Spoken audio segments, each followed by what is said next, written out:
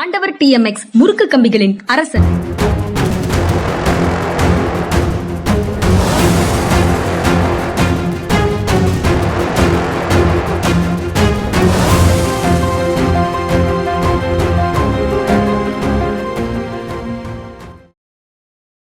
வணக்கம். இது மனிதா சார். வணக்கம் சார். வணக்கம்ங்க. வணக்கம் சார். நேற்று நம்ம பேசிய சொத்து வரி தொடர்பான டெவலப்மெண்ட், அதை நிறுத்தி வச்சிருக்கிறோம், பொதுமக்களுடைய எதிர்ப்பு பார்த்து அதை நிறுத்தி வச்சிருக்கிறோம் அப்படின்னு சொல்றாங்க. மேயர், துணை மேயர் எங்களிடம் கலந்து ஆலோசிக்கவில்லை என்று சொன்னதும் சோசியல் மீடியா முழுக்க இது ஒரு பெரிய மூவ்மெண்ட் மாதிரி வளர்ந்ததும் ஒரு காரணமாக இருக்கலாம். நிறுத்தி வச்சிருக்கிறாங்க. நீங்க எப்படி பாக்குறீங்க சார்? நேற்றே நான் சொல்லியிருந்தேன், ஒரு கொள்கை முடிவு எடுக்கிறதுனா கமிஷனர் மேயற்ற சொல்லாமல் அதை எடுக்கக்கூடாது. ஆனால் mister Sameeran he is a very experience officer. அதாவது இதில் என்ன ஒரு ஒமிஷன் அப்படின்னு சொல்லி நான் என்ன பார்க்குறேன்னா, பின்னாடி சொல்கிறாங்க மொத்தமே 2% என்னமோ தான் இந்த மாதிரி ரிவிஷனுக்கு உட்படுத்தப்பட வேண்டி இருந்தது அப்படின்னு. அப்போ அவங்க இது ஒரு கொள்கை முடிவு எடுக்கல, ரெக்டிஃபிகேஷனாக நினச்சிருக்காங்க. டேக்ஸ் கம்மியாக போட்டிருக்காங்க, சட்டப்படி அவங்களுக்கு டேக்ஸ் இவ்வளோ போடணும், அது இவ்வளோ கூடு. அப்போ முதல்ல அவங்க ஒரு 2% வரைக்கும் இது மாதிரி கண்டுபிடிச்சிருக்கோம், அதை நாங்கள் ரிவைஸ் பண்ண வேண்டியிருக்குன்னு சொல்லியிருந்தாங்கன்னா ஒருவேளை சோஷியல் மீடியாவில் இவ்வளோ பெரிய எதிர்ப்பு வந்திருக்காது அப்படின்னு நினைக்கிறேன் நான். ஆனால் இப்படி வந்ததுக்கப்புறம் மேயர் எனக்கு தெரியாமல் நடந்துருச்சு அப்படின்னு சொல்லும்போது இவருக்கு இப்போ அதை நிறுத்தி வைக்கிறது தான் ஒரே வழி. அடுத்து மறுபடியும் நாங்கள் எல்லாத்தையும் ஸ்டடி பண்ணிவிட்டு நாங்கள் மேற்கொண்டு நடவடிக்கை எடுப்போம்னு சொல்லியிருக்காங்க. ஆனால் என்னுடைய அபிப்பிராயம் மேற்கொண்டு என்னமோ ஸ்டேட்டஸ் கோ தான் இருக்கும். நான் ஏற்கனவே சொல்லியிருக்கேன், அரசியல்வாதிகள் அன்பாப்புலர் டெசிஷன் எடுக்கிறதுக்கு ரொம்ப தயங்குவாங்க. அன்பாப்புலர் டெசிஷன் எடுக்க தயங்குவாங்க. அப்போ அடுத்த செய்தியாக இன்னொரு செய்தி இருக்கு சார். மான்டேக் சிங் அலுவாலியா தலைமையில போட்ட குழு நேற்று முதலமைச்சரை சந்தித்திருக்கிறது. வரி வருவாயை பெருக்குவது, வரி அல்லாத வருவாயை பெருக்குவது அப்படின்னு 2 விஷயத்துக்காகவும் அவங்க அந்த குழு நியமிக்கப்பட்டிருக்கிறது. அந்த எல்லை சுருக்கமாகத்தான் இருக்கு எல்லை. இந்த வருவாயை பெருக்குவது தொடர்பாக அவங்க ஆலோசனைகள் வேண்டும் அப்படிங்கிறது தான் இருக்கு.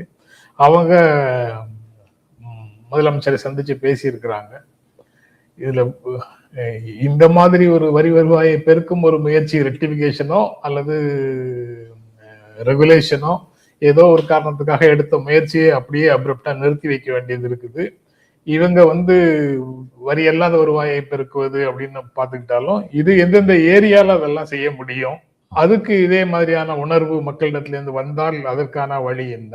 இப்ப பீடியோட வரியை 2 பைசா கூட்டினா இருக்கிற எதிர்ப்பு கோல்டு ஃபிளேக்கு 10 பைசா கூட்டினா இருக்காது. கோல்டு ஃபிளேக்கு கன்சம்ஷன் கம்மியான ஆளுங்க பண்றாங்க, பீடி கன்சியூம் பண்றது பெரும்பாலான அளவு பண்றாங்க. அதனால இதெல்லாம் பத்தி யோசிச்சுட்டு அவங்க சஜஷன் கொடுப்பாங்கன்னு நினைக்கிறேன். அப்புறம் இன்னொன்று என்னன்னா, வரி அதிகமாக போடாமல் வருவாயை பெருக்கிறது அப்படிங்கிறது 2 காரணத்தினால முடியும். இண்டஸ்ட்ரீஸ் அதிகமாக ஊக்குவிக்கிறது. அது மூலம் இண்டஸ்ட்ரி வரி கட்டுறது அது ஸ்டாண்டர்டைஸ் ஃபார்ம், அதை யாரும் என்னமோ அப்ஜெக்ட் பண்ணுறதுக்கு ஒன்றும் இல்லை. அந்த இண்டஸ்ட்ரியில் வேலை வாய்ப்பு பெறுகிறது மூலம் அந்த இளைஞர்கள் கொடுக்குற வரி, அதான் ஜிஎஸ்டி இருக்கு. நான் சாப்பிட்டா எனக்கு வரி விதிக்கிறாங்களே, அந்த விதியெல்லாம் இப்போ யார் அப்போஸ் பண்ணுறாங்க? அந்த வரியெல்லாம் அந்த மாதிரியான வருமானங்களும் அது அதிகமாக வரும். இதெல்லாம் பற்றி அவங்க சொல்லுவாங்க. நான் ஒரு உதாரணத்துக்கு சொன்னேன், இது மாதிரி நிறைய இருக்கு, இதெல்லாம் பற்றி அவங்க பேசுவாங்க. பட் அது அந்த வரியே நீங்க இன்கம் டேக்ஸ் வாங்கிக்கிறோம், அதுக்கப்புறம் கன்சியூம் பண்ற ஒவ்வொரு பொருளுக்கும் ஜிஎஸ்டி அப்படின்னா அது டபுள் டாக்ஸேஷன் மாதிரின்னு ஒரு அர்த்தம் வருது, அப்படி இல்லையா? ஆமா, கண்டிப்பா கண்டிப்பா. இப்போ ஹையர் பிராக்கெட்ல உள்ளவங்க 30% இன்கம் டேக்ஸ் கட்டுறாங்க. அது தவிர செஸ்ஸும் இருக்கு, அதுக்கும் மேல வருமானம் போச்சுன்னா. அடுத்து அவங்க ஹோட்டலுக்கு போய் சாப்பிட்டாங்கன்னா அதுக்கு 18%லேருந்து 28% வரைக்கும் இருக்கு. 18% தவிர அதுக்கு மேலேயும் இருக்கு. அப்போ இதெல்லாம் வச்சு பார்க்கும்போது ஜனங்கள் மேல இந்த நாட்டில் வரி அதிகமாக தான் இருக்கு. ஆனா இன்னைக்கு ஜிஎஸ்டி எடுத்து என்ன புரட்சி நடக்குது? ஒன்றும் இல்லையே. அப்ப ஜிஎஸ்டி எடுத்து எவ்வளவு வருமானம் பண்ணாலும் அதை பத்தி எந்த புரட்சி இருக்காது. அதுல ஒரு த்ரில்லு தான் இருக்கு சார். போன மாசம் இவ்வளவு வந்திருக்கு, இந்த மாசம் இவ்வளவு வந்திருக்கு அப்படின்னு அதை ஒரு சுவாரஸ்யமான கதையாடலாக மாத்தியாச்சு சமூகத்துல.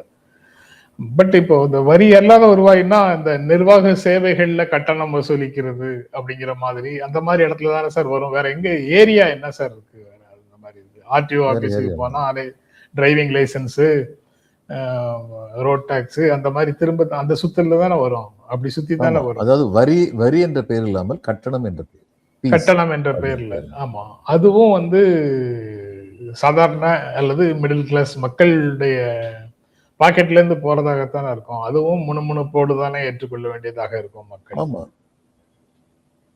முணுமுணுப்போட ஏத்துக்குவாங்க. சோசியல் மீடியால இவ்வளவு பெருசா எழுத மாட்டாங்க. வராது. இவ்வளவு பெருசா வராது. இந்த ம், கனிம வளம் தொடர்பான விஷயங்கள் இந்த ஏரியால தானே சார் வரும். அது ஆமா. அதிகமாக அதாவது கொள்ளையடிக்க விடாமல் பாதுகாப்பது. எல்லாம் அப்படித்தான் சொல்லுவாங்க. சொல்லிட்டு அதுக்கப்புறம் ஏன் இப்ப நிஜமா கொள்ளையடிக்கப்படுது. எந்த ஆட்சி வந்தாலும் சரி, சவுடு மண் எடுக்கிறதுல வந்து கொள்ளையடிக்காம இருக்க. 1 மீட்டர் தான் தோண்டணும்னு சொல்லும்போது 10 மீட்டர் தோன்றாங்க, 12 மீட்டர் தோன்றாங்க. இதை எதிர்த்து நின்ற சில தாசில்தார்கள் வந்து கொல்லப்பட்டிருக்காங்க. லாரியை வழிமறிச்ச தாசில்தார் வந்து கொல்லப்பட்டிருக்காங்க. என்ன பெரிய இது எழுச்சி வந்துருச்சு மக்கள் மத்தியில. இவ்வளவு தாசில்தார் செத்தார், கடமை செய்யறதுக்காக செத்தார் அப்படின்னா உடனே வந்து அந்த அரசு வந்து ஸ்தம்பிக்க வச்சுட்டாங்களா? அப்படிலாம் ஒண்ணும் இல்லையே. மனித உயிர் வந்து ரொம்ப மலிவா இருக்கு இந்தியாவில். அது ஏழை உயிர் அப்படின்னா அது இன்னும் மலிவு.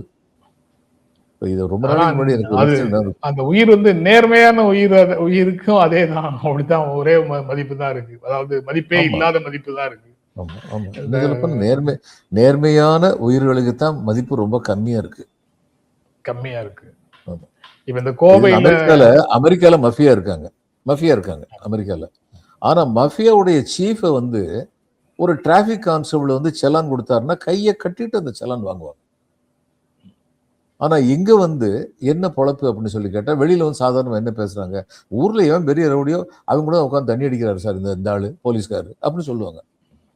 ரெண்டுக்கு வித்தியாசம் இருக்கு இல்லையா? இப்ப போலீஸ்காரன் மட்டும் ரெவன்யூ டிபார்ட்மெண்ட் வேறையா? அதாவது யார் கையில அதிகாரம் இருக்கோ அது எத்தனை பேர் வந்து நேர்மையா நடக்கிறாங்க அப்படின்னு சொல்லி பார்த்தா ஒரு மிகப்பெரிய வினா இந்தியாவில் வந்து. பப்ளிக் இருக்கக்கூடிய இடங்கள்ல எந்த விதமான சிறு சச்சரவுகள் கூட வந்துடக்கூடாது அப்படிங்கிறது மாஃபியா ரூல் அப்படின்னு சில திரைப்படங்கள்ல உண்டான வசனங்கள் மூலமாக தெரிந்து கொள்ள முடியுது. இல்ல அது உண்மைதான்.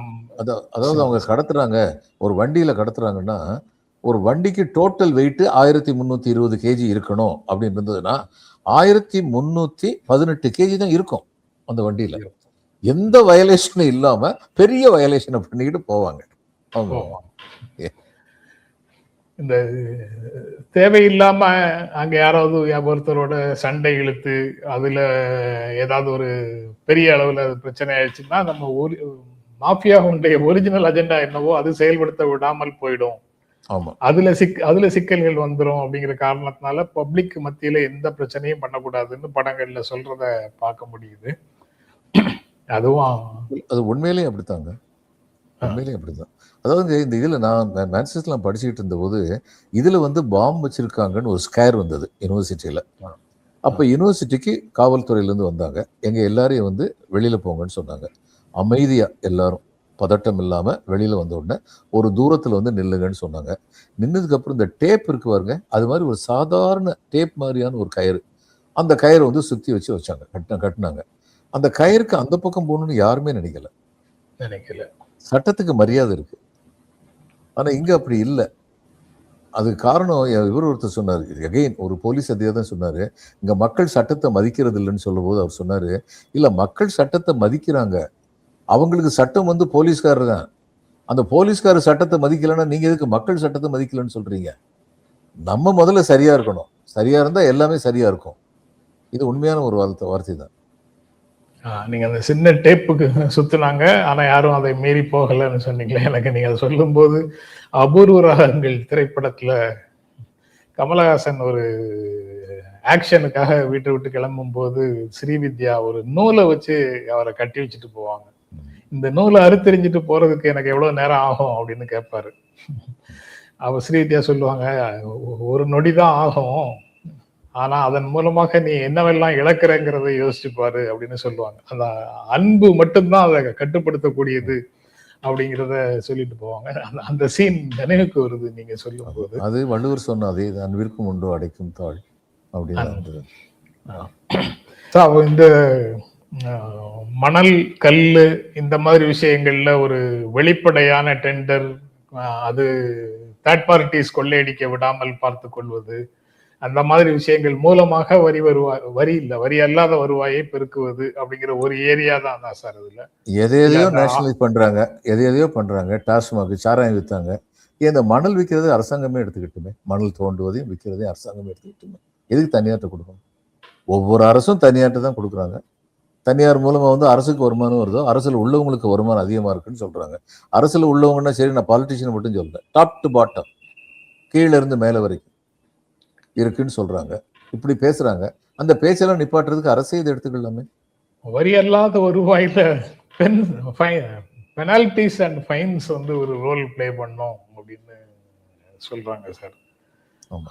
அது வந்து சமூகத்தை டிசிப்ளின் பண்றதோட சேர்த்து ஃபைனும் வாங்குற மாதிரியா, இல்ல ஃபைன் வாங்கணுங்கிறதுக்காக எல்லாரையும் போட்டு தாளிச்சிருவாங்களா, எப்படி?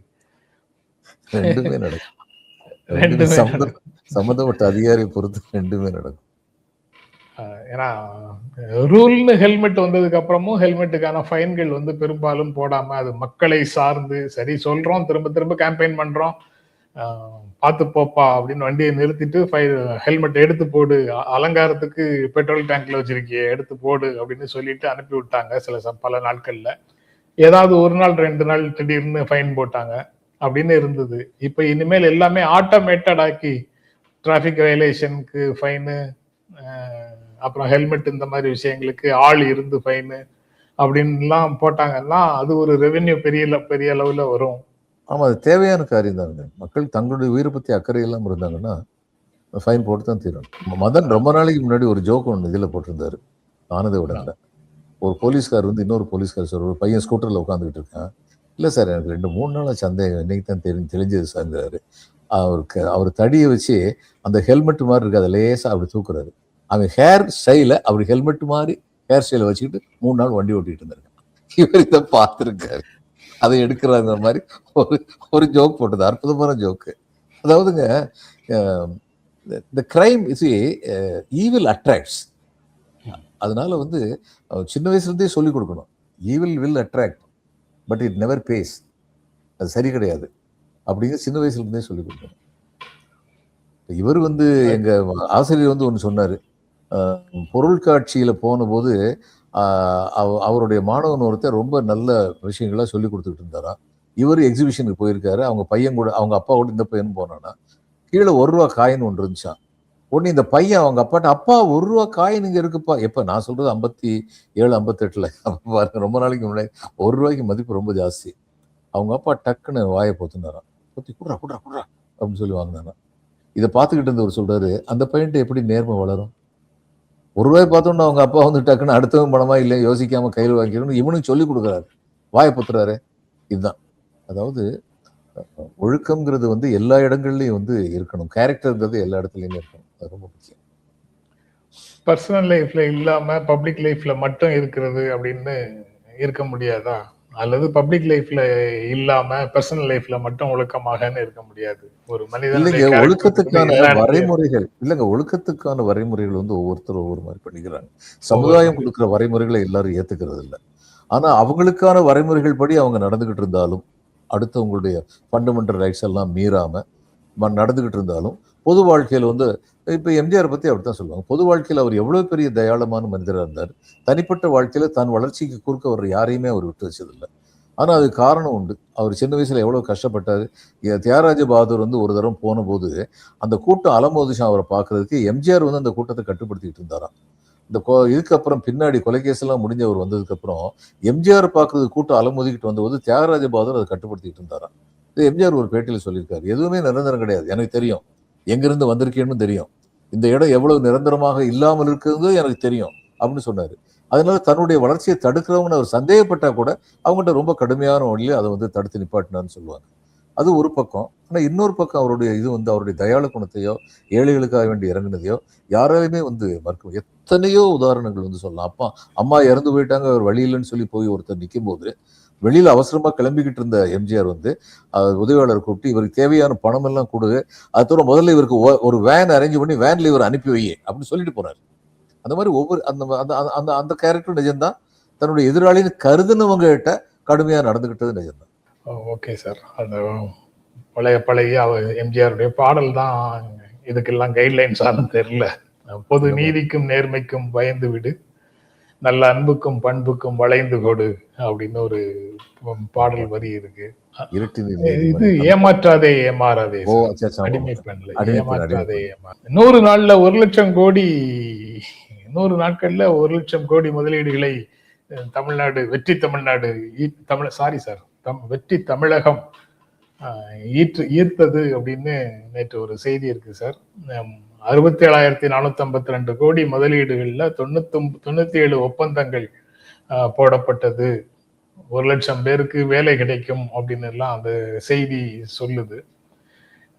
வேற ஒரு நியூஸ் ஐட்டம்ல 2025-26 இந்திய அளவுல நடந்த முதலீடே $6 பில்லியன் தான், கிட்டத்தட்ட 60,000 கோடி தான். அதான் இந்தியா அளவுல 60,000 கோடி. ஆனா நேத்து ஒரே நாள்ல தமிழ்நாட்டுல 67,452 கோடி அப்படின்னு தேசிய சராசரியை விட தமிழ்நாடு முன்னேறிய நிலையில இருக்குது அப்படின்னு இந்த செய்தியை பார்க்கும்போது ஒரு உணர்வு வருது. எப்படி பாக்குறீங்க சார்? இல்ல, அதாவது இவங்க இன்னும் முதலீட்டாளர், இப்பதான் முதலீட்டாளர் மாநாடு நடத்தியிருக்காரு சிஎம். இது முதலீட்டாளர் மாநாடுங்கிறது ரொம்ப ஆர்கனைஸ்டு வேயா நடத்துவாங்க. அது எப்படி நடத்துவாங்கன்னா, இப்போ நான் இன்னொரு உதாரணம் மூலம் சொல்கிறேன். நான் ஃபியூவில் வந்து director general, federation of Indian exporters organisation, அதில் டைரக்டர் ஜெனரல் இருந்தேன். நாங்கள் வந்து வெளிநாட்டுக்கு வந்து வணிகர்களை கூட்டு போவோம். பையர் செல்லர் மீட்னு சொல்லி நாங்கள் வந்து அரேஞ்ச் பண்ணுவோம். உஸ்பெகிஸ்தான், கசகஸ்தான் இந்த மாதிரி நாடுகளுக்குலாம் தான் நான் பெரும்பாலும் கூட்டுவோம். ஏன்னா அங்கே தான் சிஸ்டம் வந்து சரியாக கிடையாது, ஃபேமாக கிடையாது. இப்போ இங்கிலாந்துலேயே அமெரிக்காவிலேயும் சிஸ்டம் சரியாக இருக்குது. நாங்கள் அவங்கள கூட்டு போக வேண்டியதில்லை. இந்த இடத்துக்கு கூட்டு போகும்போது அவங்க கூட வந்து நாங்கள் வந்து எங்களுடைய வணிகர்களை கூட்டு போவோம். அவங்களுக்கு தேவையானது யாருக்கெல்லாம் அது தேவையா இருக்கோ அவங்கள வந்து நாங்கள் எம்பசியில் சொல்லியிருப்போம். அவங்க வந்து வருவாங்க. வந்து இவங்க 2 பேருக்கு இடையில பேச்சுவார்த்தை நடந்து அதுக்கப்புறம் வணிகம் வந்து நடக்கும். ஆனால் இது ஒரு நாளில் நாங்கள் வந்து ஒரு 100 கோடி ரூபா கூட வணிகம் வந்து நாங்கள் பண்ணியிருப்போம், 2 பக்கமுமே வந்து. ஆனால் இந்த ஒரு நாள் அந்த 100 கோடி பண்ணுறதுக்கு நாங்கள் 4 மாதம் தயார் பண்ணுவோம்.